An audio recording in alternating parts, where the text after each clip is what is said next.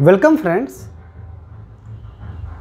Welcome to this new episode. इसके पहले आप लोगों ने पिछले वाले एपिसोड में वॉल्यूम का कैसे यूज करते हैं, वॉल्यूम कॉन्सेप्ट का आपने अच्छे से सीखा। अब हम थोड़ा उसमें और चेंज करते हैं। देखो, थोड़ा और चेंज करते हैं, लेकिन ये सब कंडीशनल चीज़ें हैं। मतलब जैसे पिछले वाले एपिसोड में आपको क्या बताया कि मैटर पूरे सिस्टम में सेम होना चाहिए।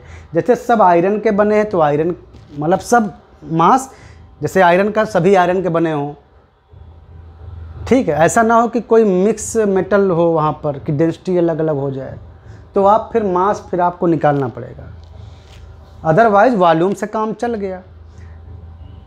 सिमिलरली एक और आसान तरीका हो जाता है कि अगर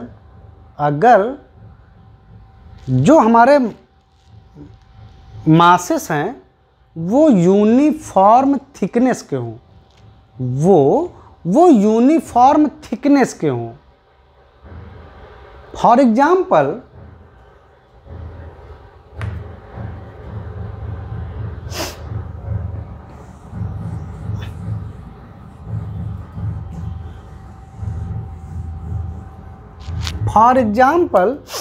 जैसे दो मास हैं हमारे पास। ये मान लो एक R1 रेडियस की एक डिस्क है, सॉलिड डिस्क, और ये एक छोटी डिस्क है जो कि R2 रेडियस की है। ये दोनों सॉलिड डिस्क हैं, इनकी थिकनेस है, मतलब अगर आप इनको देखो तो ये इनकी थिकनेस है डिस्क की, मोटाई। मतलब अगर सामने से आप देखेंगे तो ये डिस्क जो है वो कुछ मोटी है, और जो छोटी डिस्क है ये भी उसी मोटाई की है। यानी दोनों डिस्कों की थिकनेस सेम है। अगर इसकी टी है तो इसकी भी टी है। ऐसी कंडीशन हो कि हमारे पास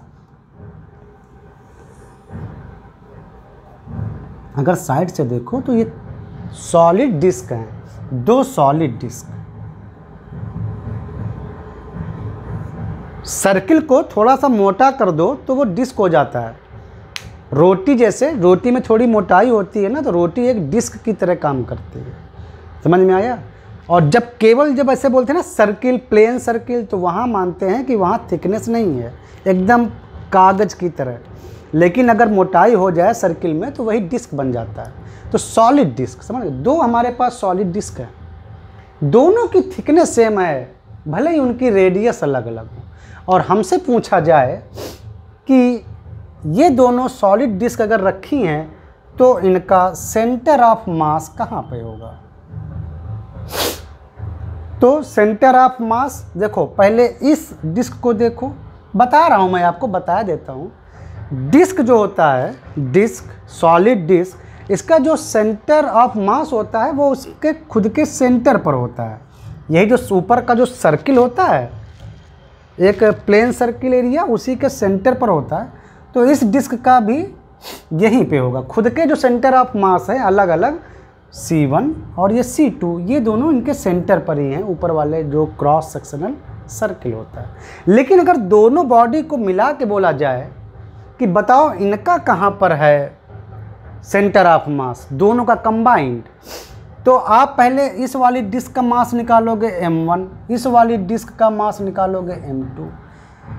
मान लो हम यहाँ से चेक कर रहे हैं, ये हमारा ऑब्जर्वेशन पॉइंट है, तो इसकी पोजीशन और इसकी पोजीशन आप निकालोगे, फिर सेंटर ऑफ मास आप निकालोगे इस फार्मूले से। वो कहाँ पे है? तो मान लो यहाँ पे आया कहीं पर, तो ये होगा आपका सेंटर ऑफ मास C। उसका आप पोजीशन निकालोगे इस तरीके से, इस फार्मूले से। ये तो सिंपल आप जानते ही हैं।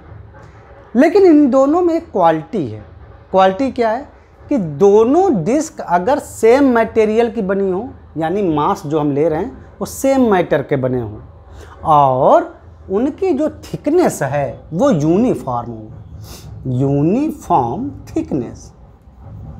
दो क्वालिटीज हैं, कि अगर मास सिस्टम जो है हमारा सेम मटेरियल का बना हो तो एक तो डेंसिटी से छुटकारा मिल गया, अब हम केवल वॉल्यूम से निकाल सकते हैं। उसमें भी अगर थिकनेस पूरे सिस्टम की सेम है T, तो इसको और आसान किया जा सकता है, क्योंकि जो वॉल्यूम होता है वो होता है एरिया इंटू थिकनेस।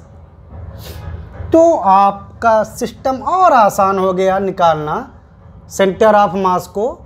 तो आप अगर दो ये बॉडी लें तो पहले बॉडी का वॉल्यूम, भाई मास लिया जाता है, रियल फार्मूला वो है, दोनों मान लो ये जो सिस्टम, ये जो दोनों जो मास हैं मान लो सेम मटेरियल के बने हैं, तो मास से घट के हम वॉल्यूम पे आ गए। अब मान लो उनकी यूनिफॉर्म थिकनेस भी सेम है, तो वॉल्यूम होता है एरिया इंटू थिकनेस। तो ज़रा अभी हम यहाँ तो 3 का लिखा हुआ है फार्मूला, 3 बॉडीज़ का, हम 2 ही ले रहे हैं तो 2 से काम चलाओ, 2 को ही रखो यहाँ पर। तो V1 वॉल्यूम की जगह पर एरिया और थिकनेस R1, और दूसरी बॉडी यानी अगर वो लिया तो उसका एरिया, थिकनेस, उसका position vector divided by total volume यानी A1T प्लस A2T। तो थिकनेस कॉमन कट जाएगा, एरिया पहले बॉडी का सेंटर ऑफ मास का पोजीशन वेक्टर, दूसरे बॉडी का area upon A1 plus A2।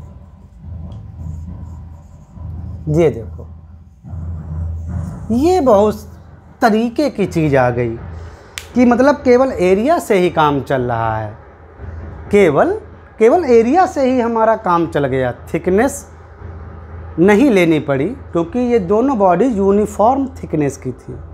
लेकिन ये तभी सत्य है जब बॉडीज हमारी प्लेनर हों, मतलब एक प्लेन में रखी हों, जैसे 2 डिस्क प्लेन में रखी हैं ऐसा। तो ये और आसान तरीका हो गया निकालने का। ठीक है, समझ में आया। तो सेंटर ऑफ मास की पोजीशन तो आपको आ जाएगी कि एरिया वाइज कहाँ पे है। सिंपल आया कि नहीं आया बात समझ में? तो कितना आसान हो गया।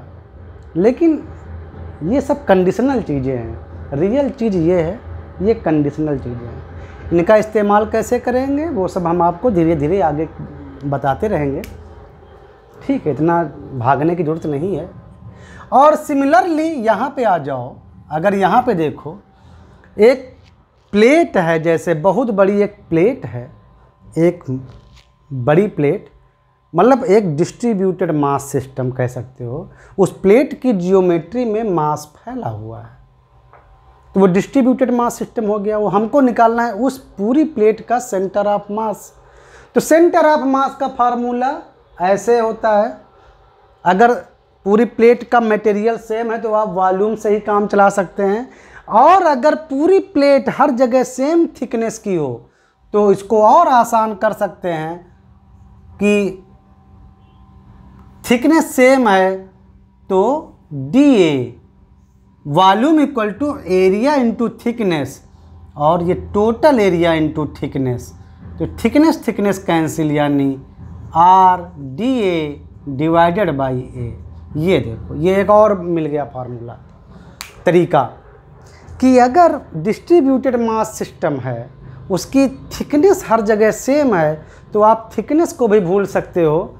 आप केवल एरिया, जो प्लेनर जो एरिया है उससे काम चला सकते हो। उसका एक एलिमेंटल छोटा सा एरिया लेना है उसको, और उस एरिया का सेंटर ऑफ मतलब सेंटर कहाँ पर है, सेंटर ऑफ मास अगर वो थिकनेस होती तो कहाँ पर होता, उसकी पोजीशन अगर आप निकाल लें तो उसको पूरी बॉडी पर इंटीग्रेट कर दें और पूरी बॉडी के एरिया से डिवाइड कर दें। सिंपल और आसान हो गया। ठीक है, ये सब हम आपको करके दिखाएंगे अच्छी तरीके से, जस्ट हम आपको अभी कॉन्सेप्ट बता रहे हैं। तो हमको और आसान हो गया।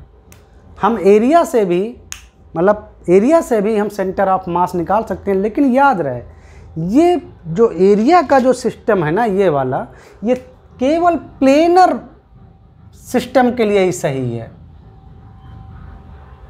केवल प्लेनर सिस्टम, लाइक जो बिल्कुल XY प्लेन में हो, मतलब प्लेन में हो चीज़ें, उनका सरफेस एरिया प्लेन में हो, जैसे एक्स वाई प्लेन में हो,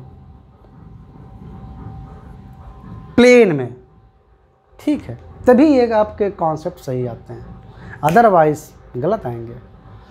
तो बेस्ट तरीका क्या मिला? बेस्ट हमेशा है मास निकालना, बेस्ट हमेशा मास निकालना। अगर ईश्वर ने कृपा कर दी कि पूरे सिस्टम में हर जगह मास सेम लगा हुआ है तो आप वॉल्यूम से काम चला लो, और अगर भगवान बहुत ही कृपाशील हो गए कि 3D जियोमेट्री वाले ऑब्जेक्ट नहीं है, प्लेनर ऑब्जेक्ट है हर जगह और सारे ऑब्जेक्ट्स की थिकनेस सेम है, तब फिर आप एरिया से काम चला सकते हो। ठीक है, तो मिलते हैं नेक्स्ट एपिसोड में।